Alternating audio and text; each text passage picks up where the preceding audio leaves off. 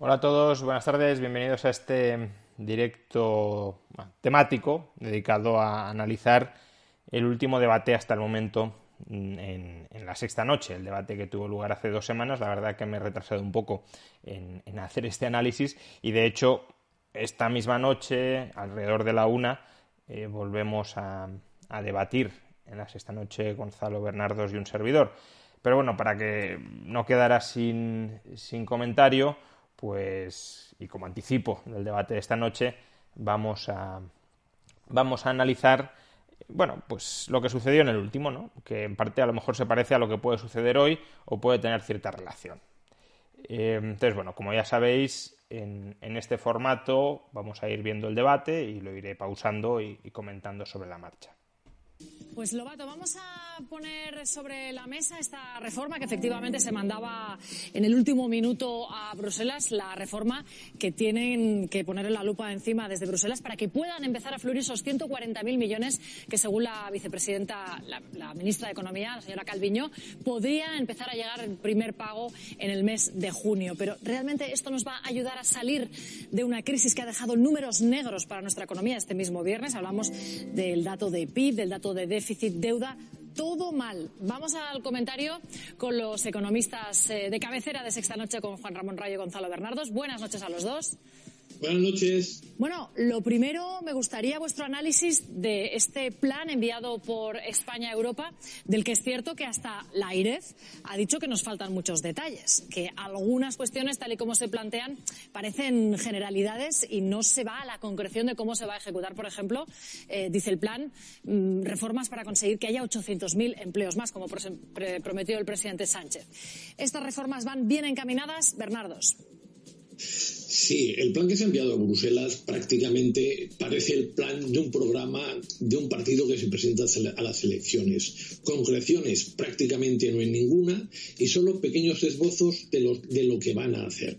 Indiscutiblemente, si nos llegan 140.000 millones de dinero venido de Bruselas y estos movilizan 500.000 millones de euros más, tal como indica el gobierno, la recuperación de la economía española, la modernización y el aumento de la competitividad de las empresas va a ser notable. Bueno, eso no lo sabemos. Quiero decir, se pueden invertir 140.000 millones de euros de una manera bastante equivocada. O no, pero desde luego el hecho de que se inviertan 140.000 millones de euros no garantiza absolutamente nada. De hecho, podría garantizar que se emprendan inversiones insostenibles, que se consoliden inversiones insostenibles y que eso hipoteque nuestro futuro, porque tan malo puede ser no invertir como mal invertir y condicionar, ya digo, la senda de inversión futura a partir de malas inversiones pasadas.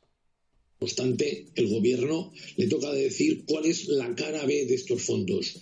Aquella canción que en los discos singles de mi época, cuando era joven, pues prácticamente no valía nada. Y en este caso puede ser una contraprestación importante. Hay que contarle a los pensionistas si se van a jubilar más tarde y van a cobrar menos. Hay que contar qué impuestos habrá que subir cuando Bruselas pida que se reduzca el déficit público y también si la prometida reforma del mercado de trabajo, que es favorecer a los trabajadores y compensar los perjuicios que causó la reforma laboral del PP, realmente se queda en un aperitivo o es profunda. Todo esto hoy por hoy está en incógnita. Rayo, vamos contigo. Habla Bernardos de la cara B de las reformas, es decir, las condiciones que nos ponga Europa, que todavía no sabemos la concreción exacta o si pueden llegar incluso a suponer recortes. Bueno, es que, vamos a ver, simplemente desparramar 140.000 millones de euros sobre la economía española puede hacer que a corto plazo, a corto incluso medio plazo, experimentemos un crecimiento por encima de lo normal. Pero la cuestión de lo que se trata, como decía Bernardos, es de modernizar la economía española. Y eso no se consigue simplemente gastando por gastar. Primero, habrá que orientar el gasto de una manera acertada, de una manera adecuada, y aquí lo preocupante, como ya habéis efectivamente reconocido y constatado, es que el plan que conocemos ahora no tiene ningún tipo de concreción y, por tanto, lo que deja es un margen enorme de discrecionalidad al gobierno para que haga y deshaga a su gusto sin ningún tipo de control externo, porque recordemos que el gobierno con la abstención de Vox se las apañó para que no hubiese fiscalización alguna del plan de rescate y que por tanto el gobierno pudiese hacer y deshacer lo que quisiera. Y en segundo lugar, no solo es necesario invertir con buen criterio, con rigor, esos 140.000 millones de euros, sino también que la economía española sea capaz de digerirlos y transformarlos en productividad sostenible. Y para eso, ¿qué necesitamos? Necesitamos unas reformas que no sabemos si van a llegar, que ojalá lleguen, para que lleguen en forma de reajuste de las cuentas públicas a largo plazo, cuadrar las cuentas para, digamos, no estar pendientes siempre de un riesgo sobrevenido de insolvencia o de problemas de financiación. Reformar el sistema de pensiones para que sea sostenible en el tiempo, reformar el mercado laboral para solventar los problemas de elevado paro estructural y de muy elevada temporalidad, reforma del mercado energético, reforma fiscal para no perjudicar tanto como se está perjudicando ahora el ahorro y la inversión. Y todo eso no sabemos hasta qué punto va a llegar, o si llega, porque muchas de estas reformas probablemente se implementen de alguna manera, si estarán bien orientadas o todo lo contrario, pésimamente orientadas. Dice Rayo, Bernardo, os voy contigo, que la reforma fiscal, por ejemplo, para no perjudicar al ahorro. No sé si la sensación que tienes tú de que lo que hace falta es precisamente tocar algunos tipos impositivos precisamente al alza para recaudar más, como ha manifestado la ministra de Hacienda. Incluso desde Europa nos dicen que sociedades tiene que subir. Sí, hay que contarle al público que nos está viendo que no van a volver los hombres de negro. Sé que la derecha lo está deseando, sé que quieren que vuelva la austeridad y que nos metamos otra vez en una crisis muy importante, sobre todo para los que menos tienen. Pero si Bernardo se acaba de decir que el gobierno nos tiene que contar qué impuestos se van a subir, qué gastos se van a recortar, hombre, si eso no es austeridad, no será austeridad porque no lo queremos llamar así. Si eso no son hombres de negro, condiciones que nos impone Bruselas, no serán hombres de negro porque no lo queremos llamar así. Pero si todo eso está, y el propio Bernardos presumía que va a estar, pues entonces todo eso es austeridad y son hombres de negro. Otra cosa es que queramos asociar hombres de negro, austeridad, etcétera, al PP, y que todo lo que haga el PSOE, aunque sea parecido a lo que hiciera el PP, pues no lo llamemos así para que quede mejor, pero poco más. Pero no, el mundo ha cambiado y todo el mundo, o casi todo el mundo, incluso Schäuble, el ministro de Finanzas en 2010 de Alemania, reconoce parcialmente sus errores. Biden lanza un plan fiscal impresionante que va a superar con creces el 10% del PIB. Y lo que observamos es que hay una unión internacional para subir los impuestos y sobre todo subir los impuestos a aquellos que se han beneficiado del neoliberalismo en los últimos años, que son los más ricos y que son las empresas. Biden... Quedaos con esto, hay una unión internacional, hay una tendencia internacional para subirle los impuestos a los más ricos, a los neoliberales, a las grandes empresas. Luego escucharemos qué tiene que decir al respecto Bernardos. Dice que hay que homogeneizar a nivel internacional el impuesto a sociedades y dice que ya es hora que el 1% de los más ricos de Estados Unidos pague lo que realmente le corresponde. Entonces, que España, que recauda 93.000 millones menos que una nación tipo de la Unión Europea que tuviera la misma composición económica que nuestro país, suban los impuestos, es lo más lógico para reducir el déficit público, no que reduzca los gastos, sobre todo si el gobierno es de izquierdas. ¿Y qué impuestos se pueden subir? Pues en algunos habrá que ceder con Bruselas, seguramente habrá que ceder con el IVA. A mí el IVA me parece... Y luego ya lo comento, ¿no? Pero nos está diciendo que hay que subirle los impuestos a los más ricos, a las grandes empresas, etcétera. Y dice, bueno, habrá que ver qué impuestos subimos. Probablemente habrá que subir el IVA, que como todo el mundo sabe es el impuesto más típico que pagan los más ricos y las grandes empresas. Es el impuesto de los pobres, pero habrá que tragar. Pero yo espero y es el impuesto de los pobres. He dicho que hay una coalición internacional para que se suban los impuestos a los ricos y se va a subir el IVA, que es el impuesto de los pobres. Pero bueno, habrá que tragar, pero eso no lo vamos a criticar porque el gobierno es de izquierdas y por tanto no se puede criticar. deseo que suban los impuestos a las empresas, especialmente a las grandes. Lo que también creo es que en el IRPF suba el tipo que pagan las rentas del capital, lo que se consigue mediante plusvalías. Y sobre todo, que se homogeneice entre las comunidades. Es que aquí hay tal barullo. A ver, rentas del capital no son necesariamente plusvalías. Las plusvalías es verdad que son un tipo de renta del capital, pero también están los dividendos, los intereses, dentro de rentas del capital, ¿no? Es decir, que ni siquiera los términos los utiliza en este caso con demasiado rigor. Luego también hay que decir que, aunque se suele vincular, y probablemente hay algún tipo de relación, pero hay que ir con cuidado, ¿no? Aunque se suele vincular subir impuestos a las grandes empresas con que paguen los más ricos, o subir impuestos a las rentas del capital con que paguen los más ricos, cuidado, ¿no? Porque, quiero decir, una persona de renta no muy alta y de patrimonio no muy abultado puede ser accionista de una gran empresa, o de una pequeña, pero también de una gran empresa. Puede serlo directamente teniendo acciones o indirectamente pues teniendo un fondo de pensiones, un fondo de inversión.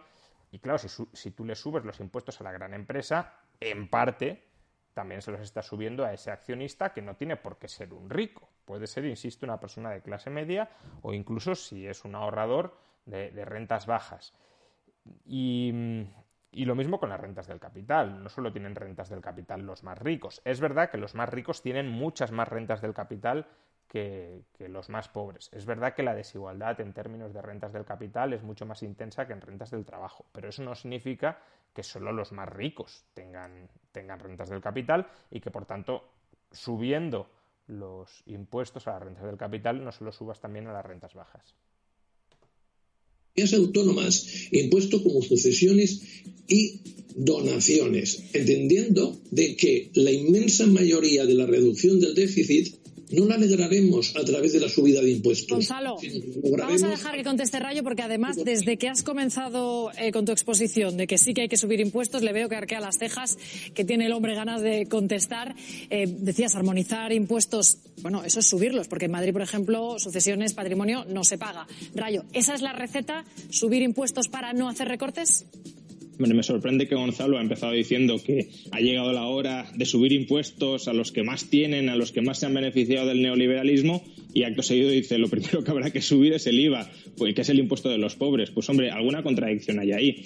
Vamos a ver, nuestra diferencia de recaudación con Europa no se debe fundamentalmente a la recaudación por sucesiones, donaciones o patrimonio. Patrimonio directamente Europa no tiene, mayoritariamente no tiene impuestos sobre patrimonio. Podríamos armonizar con Europa, en lugar de armonizar Madrid con el infierno fiscal de España. Podríamos armonizar el impuesto de patrimonio español con el del resto de Europa, que sería eliminarlo. Y este punto yo creo que es importante, ¿no? Porque muchas veces se habla de que tenemos que armonizar el impuesto de patrimonio de Madrid con el resto de España, cuando la anomalía en Europa no es Madrid, es España, es el resto de España. Son las comunidades autónomas que mantienen impuestos sobre el patrimonio.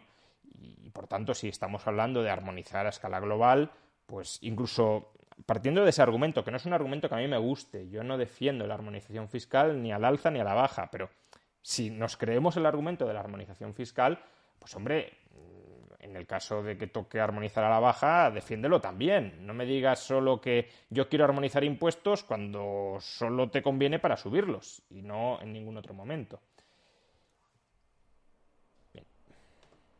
Poco viene por la diferencia de sociedades. España recauda en sociedades el 2,5% del PIB, Europa 2,9%. Es decir, una diferencia de unos 5.000 millones de euros. Gonzalo nos ha dicho que hay una brecha de 93.000 millones de euros. ¿De dónde viene esa brecha? Viene del IVA y viene del IRPF, pero no del IRPF de las rentas más altas. El gobierno ha subido este año el IRPF a las rentas más altas y espera recaudar 150 millones de euros con esa subida. Estamos hablando de 93.000 millones. ¿De dónde viene, por tanto? Viene del IRPF que pagan las rentas medias y las rentas bajas. Y es a esos a los... Como podéis ver, Gonzalo se ríe. Lo que pasa que nunca termino de saber muy bien por qué se ríe. A veces la risa puede ser una señal de impotencia. Porque aquí la cuestión es muy clara. Es decir, tú no puedes decir que hay que cerrar la brecha fiscal con Europa de 93.000 millones de euros y decir que eso lo vas a hacer esencialmente subiendo los impuestos a los más ricos, subiendo los impuestos a las rentas altas, restableciendo sucesiones, patrimonio. Todo eso que se puede hacer, ojalá no se haga, pero que se puede hacer, pues te puede proporcionar una recaudación, no sé, 3.000, 4.000 millones de euros. Si añadimos sociedades, quizá hasta 10.000, 12.000, 13.000, 15.000, si nos fuéramos muy por lo alto, pero es que son 93.000 millones. Es decir, aún extremando la recaudación de los más ricos, de los que más tienen al alza, 15.000 millones, 93.000, pues nos quedan 78.000. ¿Y esos 78.000 de dónde van a venir? Pues van a venir de subir el IVA, de subir el IRPF, de subir las cotizaciones sociales, que son los impuestos de base imponible amplia que permiten recaudar más. No vas a recaudar mucho por sucesiones o por patrimonio, no vas a recaudar mucho por los tipos marginales máximos del IRPF, que insisto, que este año el gobierno ya los ha subido, PSOE y Podemos ya los han subido, y la recaudación que estiman ellos es de 125 o 150 millones de euros. 150, no 150.000, 150. Es como si, por ponerlo en magnitud, es como si necesitas 93.000 euros y te recaudan 150. Pues aún te queda bastante, hasta los 93.000. Bueno, sigamos. Que se les subirán masivamente los impuestos si vamos en la dirección que propone Gonzalo, no con los medios que quizá propone Gonzalo, pero es que no hay otra forma de ir. Si se quiere recaudar como en Europa, habrá que sablear mucho más al conjunto de la población. Vamos a escuchar a Bernardos enseguida, pero antes quiero que los dos escuchéis las palabras del presidente Sánchez hablando de la perspectiva optimista que tiene para la economía española, después de haber presentado ese plan que, si bien se ha presentado al público más o menos media docena de ocasiones, no conocemos, como decíais, la concreción de ese plan. Los datos macros son malos, la perspectiva del presidente es optimista. A pesar de la situación tan compleja, tan difícil, la recuperación sigue avanzando. El paro se ha reducido en el primer trimestre del año en 65.800 personas, es decir, la primera bajada en 6 años, y se han recuperado 600.000 empleos desde el peor momento de la pandemia. La conclusión, por tanto, es una. Cuando la vacunación avanza rápido, la recuperación avanza aún más rápido. Esto lo decía el presidente del Gobierno el jueves. El viernes conocíamos la contracción del Producto Interior Bruto en el primer trimestre del 0,5%. Sabíamos que se ha aumentado la senda de déficit también desde el Ministerio de Hacienda. En fin, una cascada de datos negativos que no sé, Bernardo, si a ti también te hacen pensar de esa forma tan optimista como el presidente. No, yo comparto el optimismo. Lo que no comparto es el diagnóstico del primer trimestre. En el primer trimestre hemos tenido pérdida de ocupación, porque lo importante no es quién está parado, porque si hay personas que han perdido la ocupación pero no buscan empleo, no salen en el paro. Y también hemos bajado el PIB, hemos bajado en el primer trimestre el 0,5%. Y es normal, porque estamos en una situación en la que ha habido grandes restricciones a la movilidad de las personas y a la actividad empresarial. Lo que sí considero que esta vez la economía española no tiene un problema ella y casi nadie más en el mundo, sino que es un problema conjunto, y la solución, a diferencia del 2010, es la correcta. Y nosotros, que somos una economía cíclica, enseguida que pueda volver el turismo y enseguida que se eliminen esas restricciones, la pequeña y mediana empresa va a generar mucho más empleo. Por lo tanto, yo suscribo que vamos a crecer más del 6% en 2021 si el 70% de la población está vacunada en julio, y en el 2022 posiblemente también repitamos esa subida. Ahora, en relación a lo que ha dicho antes Rayo, a mí no me emociona subir impuestos, pero considero que... Fijaos la cara que ha hecho la presentadora cuando ha dicho que a él no le emociona subir impuestos. Lo vamos a volver a ver porque yo creo que es bastante revelador. Mucho más empleo. Por lo tanto, yo suscribo que vamos a crecer más del 6% en 2021 si el 70% de la población está vacunada en julio, y en el 2022 posiblemente también repitamos esa subida. Ahora, en relación a lo que ha dicho antes Rayo, a mí no me emociona subir impuestos, pero considero que es la única vía para tener un estado de bienestar de verdad. Rayo no le interesa el estado de bienestar. Ahora, por supuesto, es la parte de... Rayo quiere que la gente muera, básicamente, ¿no? Que es el argumento único y supongo que él cree definitivo que tiene Bernardos. Él busca el estado del malestar para todo aquel que no sea rico, porque considera que con un 5% del PIB, cosa que no tiene ningún país desarrollado, ya hay suficiente sistema público. Prácticamente no da ni para pagar a jueces, policías y prácticamente nada de esto. Entonces, para él... Gonzalo hace referencia a mi libro, por cierto voy a meter la cuña publicitaria que él lo saca, Una revolución liberal para España, donde efectivamente yo defiendo un estado mínimo, ultramínimo, del como mucho el 5 o 6% del PIB. Un estado que se dedicara a lo fundamental, que es mantener el orden público, la defensa, la seguridad, la justicia, y una función redistributiva mínima para proporcionar una red de seguridad de última instancia a aquellos que, por circunstancias que no les son imputables a sí mismos, no pueden salir adelante en el mercado, transitoria o permanentemente. Con un 5 o 6% del PIB hay suficiente para todo esto. Actualmente los estados pesan entre el 40 y el 60% del PIB. Por tanto, sí, hay muchísimo que recortar. Y cuando Gonzalo dice que a mí no me preocupan que la gente muera, ¿no? Básicamente, bueno, yo creo que esto ya se ha convertido en un cliché, sin más. No creo ni que el propio Gonzalo haga mucho caso. Es el show que tiene que hacer Gonzalo cada sábado, el show que hace cuando se queda sin argumentos, básicamente. Pero realmente no tiene un fundamento detrás en cuanto al modelo de Estado que se está propugnando. El modelo de Estado que propugno con ese 5 o 6% del PIB sí que garantiza que nadie quede descolgado de la sociedad. Lo que no garantiza es una fortísima redistribución clientelar de la renta, de tal manera que todo el mundo le esté metiendo la mano en el bolsillo a todo el mundo. Eso es lo que el modelo de Estado máximo, ¿no? El máximo que yo defiendo, que es un 5 o 6% del PIB, pues evita.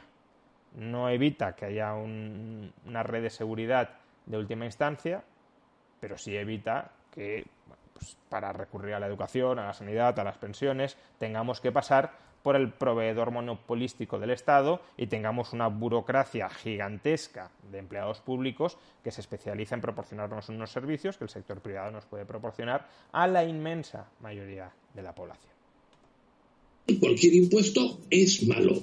A mí me parece que en un país como este lo que no se puede hacer es desperdiciar recaudación y el efecto de Madrid es totalmente nocivo. Luego, vamos a escuchar a Rayo, porque ya que le has dicho lo de que le gusta el malestar por encima del bienestar, creo que tiene derecho a contestar. Y también, Rayo, introduzco, ¿crees que vamos hacia la recesión? Que sería 2 trimestres consecutivos de caída de PIB. Ya tenemos uno, el primero. ¿Crees que el segundo trimestre puede encadenar una caída y, por tanto, empezar una recesión en España? Complicado que sea así porque, y ahí sí coincido con... Por cierto, ha habido raid de Eric Closti. Pues bienvenidos a todos y muchas gracias por la raid. Con el mensaje de fondo de Sánchez, la economía se recupera cuando el virus está controlado y de momento el virus en este nuevo trimestre, en este segundo trimestre, está bajo control. Se están eliminando muchas restricciones que abocaron a la economía a recesión en el primer trimestre y por tanto lo lógico es que rebote y que no caigamos en esos 2 trimestres consecutivos de contracción económica que nos llevarían a una recesión oficial, y en la medida en que la vacunación vaya avanzando y se normalice la actividad, la economía rebotará y resurgirá. La cuestión es, como hemos dicho antes, a medio largo plazo, qué modelo económico, productivo, competitivo vamos a tener si no se adoptan las reformas necesarias. Porque todos los problemas que tenía la economía española antes del coronavirus siguen ahí, corregidos y aumentados por la losa de deuda que hemos acumulado. A ver, Gonzalo, yo no busco el bienestar del Estado, yo busco el bienestar de la sociedad. Y creo que tú también debes buscar eso. Entiendo que tú también lo buscas. Dices que no buscas el bienestar de la sociedad. Bueno, pues entonces ahí no coincidimos. Yo busco el bienestar de la sociedad. Un problema que que tiene Bernardos y muchos de los que defienden un modelo similar al de Bernardos es que juzgan a las personas en función de las intenciones que ellos imputan al modelo que defienden los otros, ¿no? Yo, por ejemplo, creo que el modelo que defiende...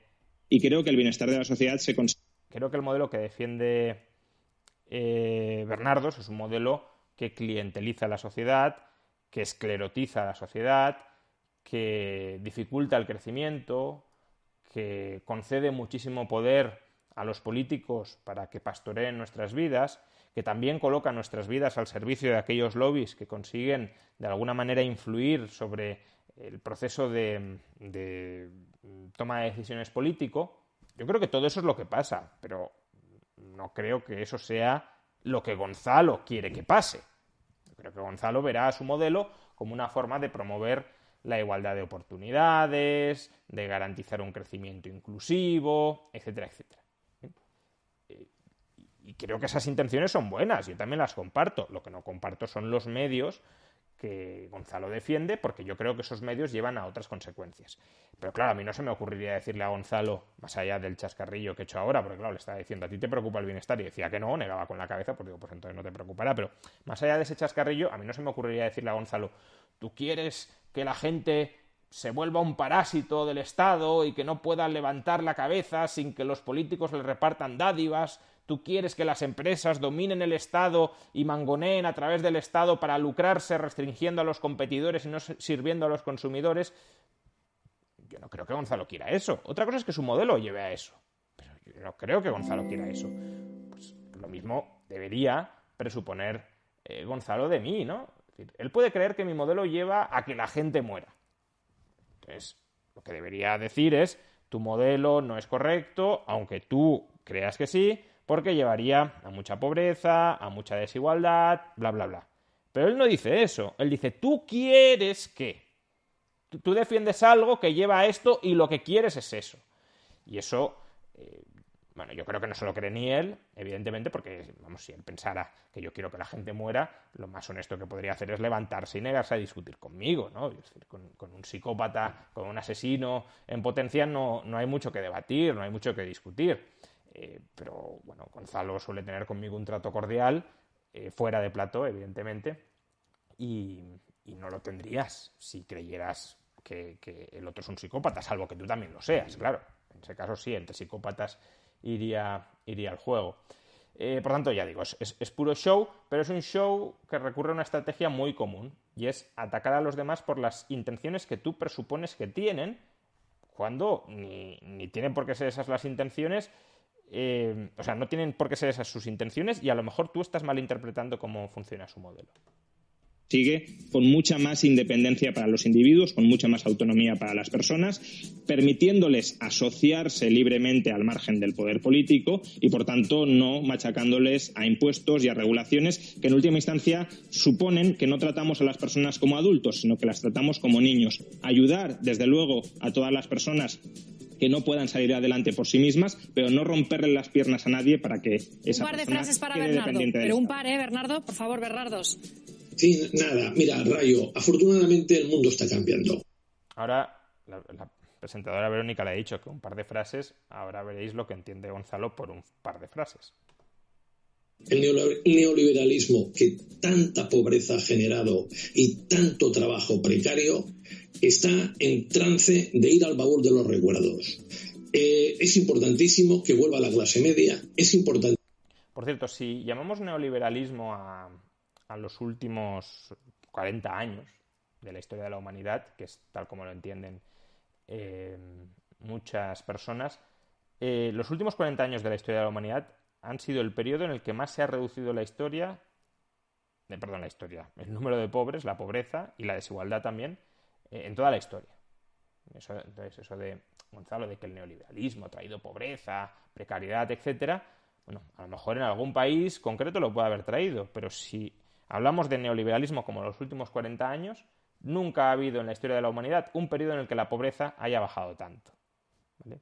Por tanto, si no vamos más allá del análisis superficial y decimos Neoliberalismo culpable de lo que ha ocurrido en los últimos 40 años. Pues entonces también es el responsable de la mayor reducción de la pobreza en la historia de la humanidad. Que aquel que no tenga dinero pueda tener una educación de calidad, una sanidad pública de calidad y una asistencia social, y la diferencia entre tú y yo principalmente se debe que a mí me interesa a todo el mundo y en cambio a ti solo te interesan los ricos y no te interesan para nada aquellas personas que son humildes y no pueden pagarse una sanidad. Dos frases te habíamos dicho para ese análisis, no tanto quizá como para atacar a Rayo, porque es que además nos quedamos sin tiempo, pero yo creo que vuestras posturas han quedado claras, esa disyuntiva siempre entre si hay que subir impuestos o no hacerlo, aunque es verdad que Europa pues va por el camino de pedir que así sea. La próxima semana más, ¿os parece? Os emplazo a que sigamos. Encantado. Hasta la próxima, Juan Ramón Rayo, Gonzalo Bernardos. Enseguida volvemos en unos minutos con una interesantísima entrevista. Sí. Bueno, pues esto es lo que dio de sí el debate de la semana pasada. A mi juicio no dio demasiado de sí, porque básicamente cuando empezamos a intercambiar argumentos, ya Gonzalo sacó el comodín de tú quieres que todos mueran y por tanto no voy a debatir si tu modelo es mejor que el mío. Tú quieres que mueran. Yo quiero que se salven. Yo quiero que todo vaya bien, tú quieres que todo vaya mal. Y a partir de ahí pues no hay más debate, ¿no? Porque uno podría decir, tu modelo no funciona por esto y por aquello.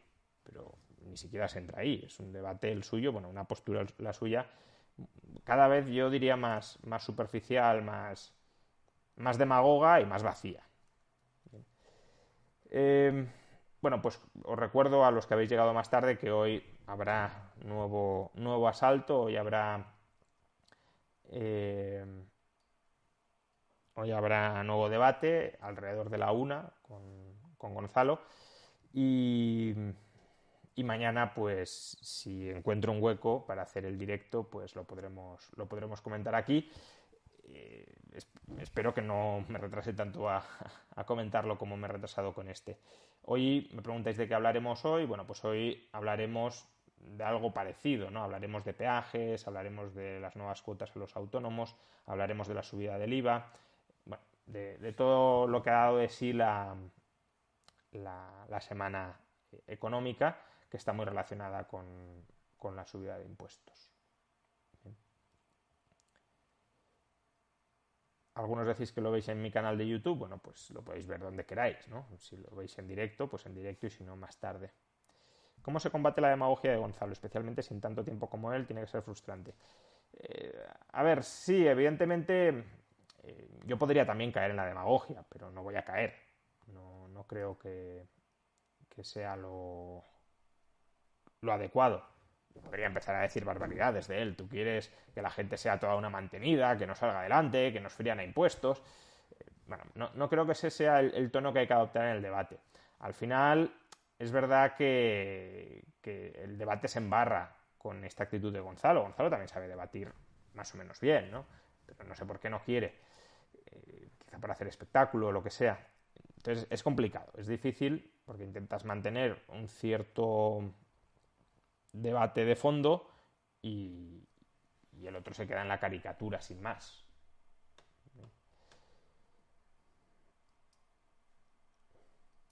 ¿Podrías traer a Gonzalo a tu canal? Bueno, quizá en el futuro. Tampoco es una de mis prioridades, pero quizá en el futuro.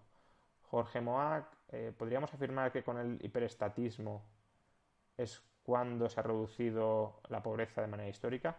Bueno, si uno se limita a hacer correlaciones sin más criterios, sí, claro, también ha sido con el neoliberalismo y con el hiperestatismo, pero entonces la siguiente correlación sería decir que el neoliberalismo es el hiperestatismo, ¿no? Porque durante los últimos 40 años el Estado ha alcanzado su máximo histórico y al mismo tiempo ese es el periodo que se nos ha dicho que es el neoliberalismo, el apogeo del neoliberalismo. Bueno, entonces es una mezcla un poco rara. Claro, si uno estudia qué mecanismos han llevado a las sociedades a que salgan de la pobreza, los estados grandes no han sido la receta. Básicamente lo que los ha sacado de la pobreza han sido los derechos de propiedad, han sido la acumulación interna y la atracción externa de inversión y ha sido la globalización que les ha permitido pues atraer industria para producir para el tercer mundo, aumentar su productividad y desarrollar sus economías. Eh, Abdeco, la profesora, en 2019, el BBVA sacó un informe, Estudio Europeo de Valores, en el que se analizaba el papel de los ciudadanos, el papel que los ciudadanos debían, que el Estado debía tener. En España, en torno al 80% de los encuestados creen que debe tener un papel muy relevante. ¿Cómo hemos llegado a esta situación y cómo podría revertirse?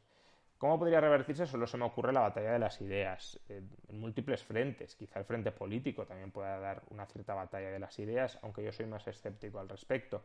¿Cómo hemos llegado? Pues, bueno, básicamente tras muchos años en los que se ha ido gestando la mentalidad desde partidos políticos, incluso los que llamamos de derechas, y medios de comunicación, que básicamente nos han vendido que el Estado se ha de ocupar de todo, que el Estado es el que te cuida, que el Estado es el que te protege y que no eres nada sin el Estado. Alejo Daniel 9, va a haber manifestaciones en Madrid contra los impuestos. A mí no me gustan en general las manifestaciones en ningún sentido. Creo que son movimientos de masas muchas veces más impulsivos que racionales. Y en el caso de manifestaciones contra los impuestos, que obviamente simpatizo con el objetivo último, la cuestión no es solo plantear la oposición a los impuestos, sino también plantear qué alternativas de gasto defiendes, ¿no?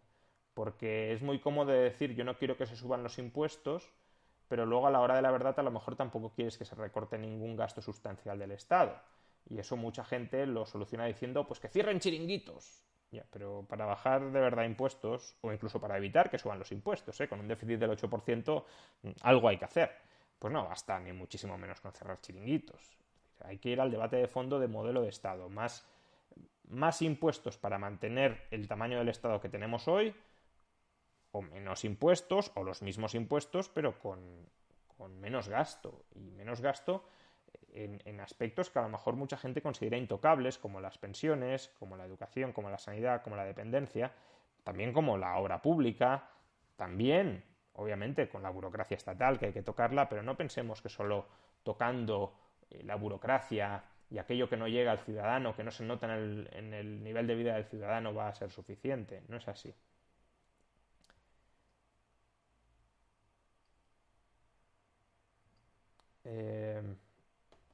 A ver, vamos con algunos suscriptores.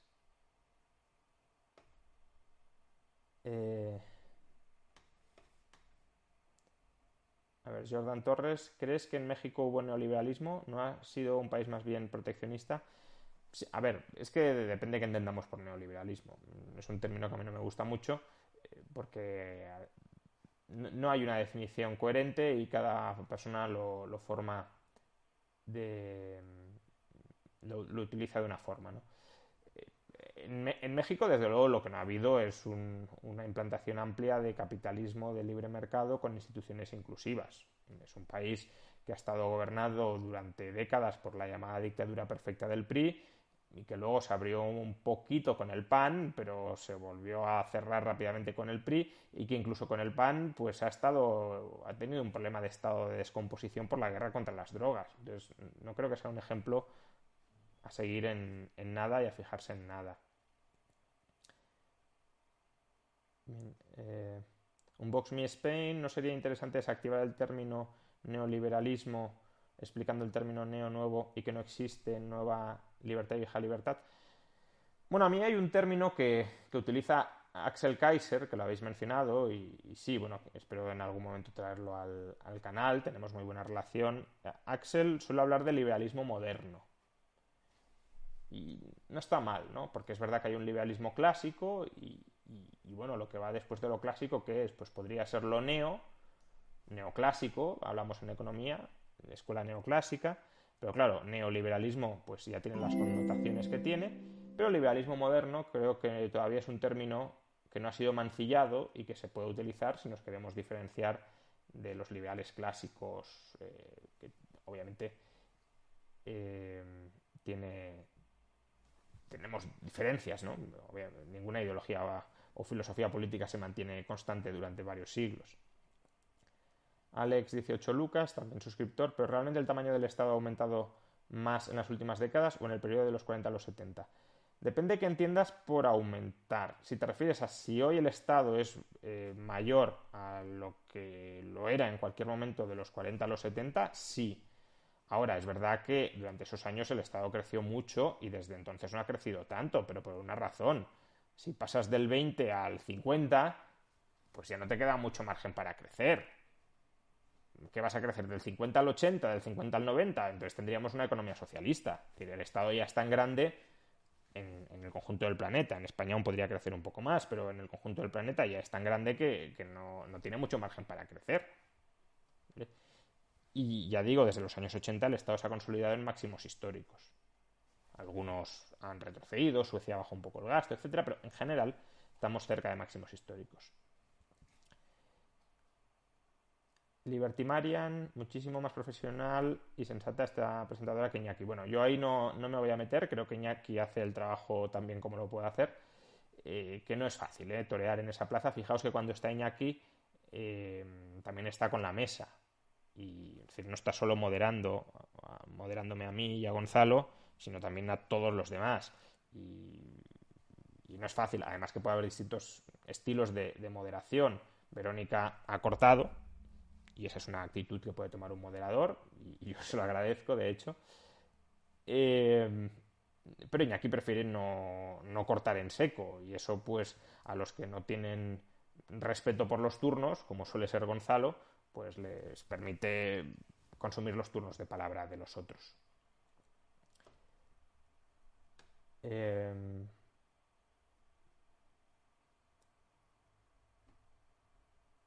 CGS a ver, 773 en España, gracias a gente como usted, parece que el liberalismo está en auge. ¿Tiene alguna idea de si hay algo parecido en el resto de Europa? No estoy muy al tanto. Diría que no, pero bueno, probablemente si viviera en otro país tampoco vería ningún auge del liberalismo en España, por desgracia.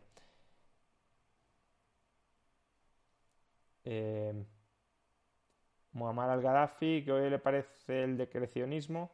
Bueno, pues que si decrecemos globalmente se consolida unos niveles de pobreza mundial que juzgamos inaceptables. Es decir, si ahora mismo todos tuviéramos en el planeta, ¿no?, la misma renta per cápita, los mismos ingresos per cápita, si no creciéramos más, el nivel de vida que podríamos conseguir globalmente es un nivel de vida similar al de Argelia. No creo que aquí estemos dispuestos a aceptar ese nivel de vida. Entonces, si no estamos dispuestos a decrecer en España y no sé, imagínate en Alemania o en Suiza, a los niveles de vida de Argelia, eso significa que si globalmente no crecemos más, habrá otros países que para mantener el PIB global actual, pues que tendrán que mantenerse en la miseria, y no me parece muy razonable. Alceloco, también suscriptor, en un estado mínimo que respete los derechos de propiedad, ¿cómo se podrían plantear infraestructuras como embalses, carreteras, líneas de tren o distribución eléctrica? Bueno, carreteras, líneas de tren y demás podría ser perfectamente privado. Los embalses también podrían ser privados, ¿no? La distribución eléctrica también puede ser privada, aunque es verdad que plantea problemas más cercanos al monopolio. Bueno, esos temas los trato en una revolución liberal para España, concretamente en el capítulo de infraestructuras, si queréis más detalles.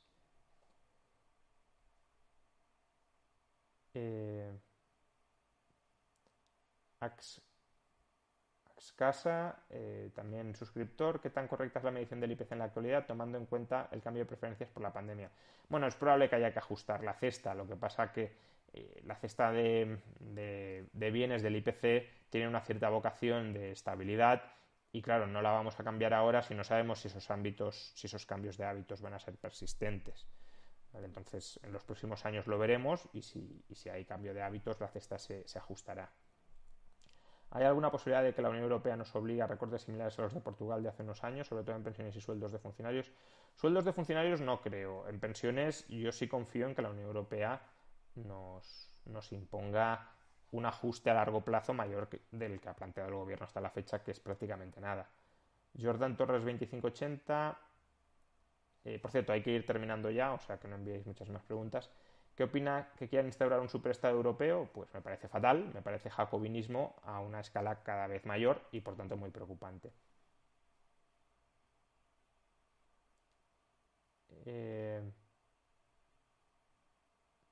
Y terminamos, así ya lo dejamos aquí, con Augustus JNH.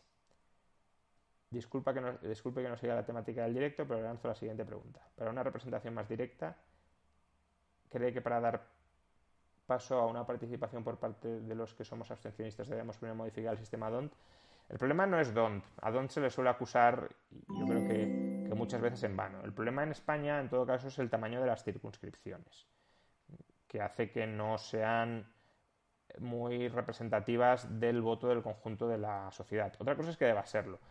Pero, por ejemplo, se suele decir que las circunscripciones, el tamaño de las circunscripciones beneficia a los partidos nacionalistas y no es verdad. Beneficia sobre todo a la fuerza política más votada. De hecho, diría que tiende a beneficiar más a la derecha que a la izquierda, porque las circunscripciones más pequeñas, que son aquellas donde más se nota el efecto de tener un número mínimo de diputados, son circunscripciones de áreas despobladas que suelen ser votantes más o menos conservadores.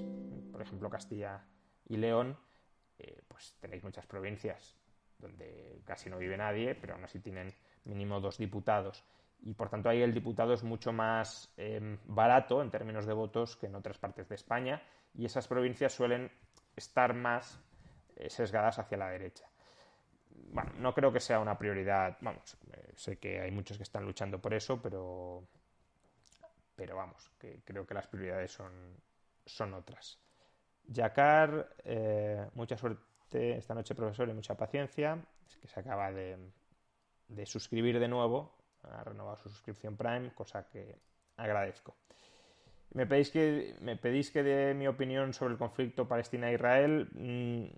Es un tema que no controlo, entonces es muy osado dar una opinión más allá de 4 pinceladas básicas.